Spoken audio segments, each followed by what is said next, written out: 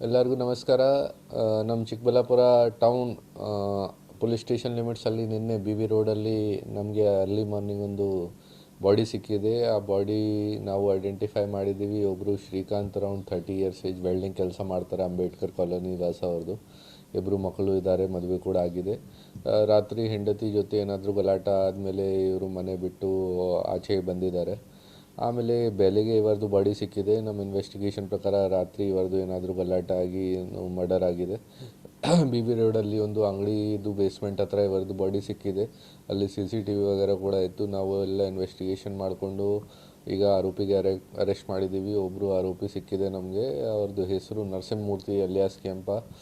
ಅವರು bus conductor ಆಗಿ ಕೆಲಸ ಮಾಡ್ತಾರೆ ಮತ್ತು ರೆಗ್ಯುಲರ್ ಆಗಿ ಜಾಸ್ತಿ ಕುಡಿತೀರಾ, ಆಲ್ಕೋಹಾಲಿಕ್ ಥರ ಇದ್ದೀರಾ. ಸೊ ಅವರು ಮತ್ತು ಜೊತೆಗೆ ಯಾರು ಒಬ್ಬರು ಲೇಡಿ ಆ ಜಾಗಕ್ಕೆ ರಾತ್ರಿ ಟೈಮ್ಗೆ ತುಂಬ ಕುಡಿದ್ಬಿಟ್ಟು ಅಲ್ಲಿ ಮಲಗಿದ್ದಾರೆ. ಆ ಟೈಮ್ಗೆ ಇವರು ಕೂಡ ನಮ್ಮ ವಿಕ್ಟಿಮ್ ಶ್ರೀಕಾಂತ್ ಕೂಡ ಆ ಜಾಗಕ್ಕೆ ಹೋಗಿದ್ದಾರೆ. ಆ ಟೈಮ್ಗೆ ಏನಾದರೂ ಗಲಾಟೆ ಆಯಿತು. ಆ ಲೇಡಿ ಅಲ್ಲಿಂದ ಬಿಟ್ಟು ಬೇರೆ ಜಾಗ ಆಚೆ ಹೋಗಿದ್ದಾರೆ. ಮತ್ತು ಈ ಇಬ್ಬರು ಜನ ಶ್ರೀಕಾಂತ್ ಮತ್ತು ನರಸಿಂಹಮೂರ್ತಿದು ಗಲಾಟೆ ಸ್ಟಾರ್ಟ್ ಆಗಿದೆ. ಆ ಟೈಮ್ಗೆ ಶ್ರೀಕಾಂತ್ ಮೇಲೆ ಅಟ್ಯಾಕ್ ಮಾಡಿದ್ದಾರೆ ನರಸಿಂಹ